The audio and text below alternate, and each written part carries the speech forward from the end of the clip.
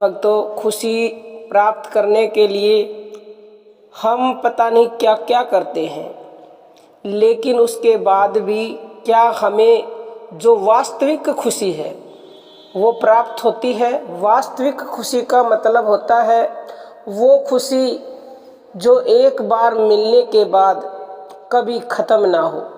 क्योंकि जिन्हें हम खुशी समझते हैं वो आज हमें कुछ मिल गया तो हम खुश हो जाते हैं, कल वो वापस हमसे छिन गया तो फिर से खुशी कम हो जाती है।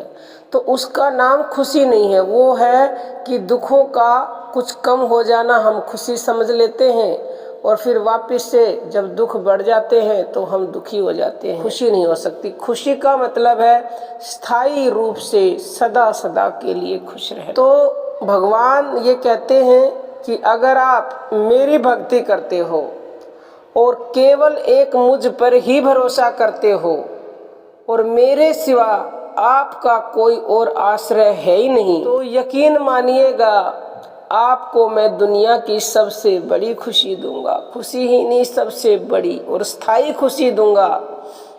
और वो खुशी दूंगा जो कभी समाप्त नहीं होगी।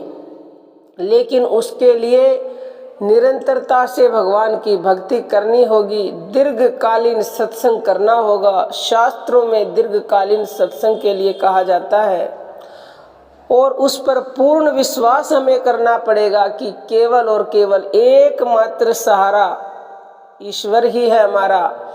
जो भी वो करे वो हमारे लाभ के लिए ही करेंगे, ये निश्चित है। तो प्यारे भक्तों, जिस दिन आप पूर्ण रूप से इतना मान लेंगे कि केवल और केवल हमारा एकमात्र आश्रय वही है, ईश्वर ही है, और पूर्ण उस पर विश्वास रखेंगे तो आपको निश्चित ही ऐसी खुशी मिलेगी जिस खुशी का कभी अंत नहीं होगा।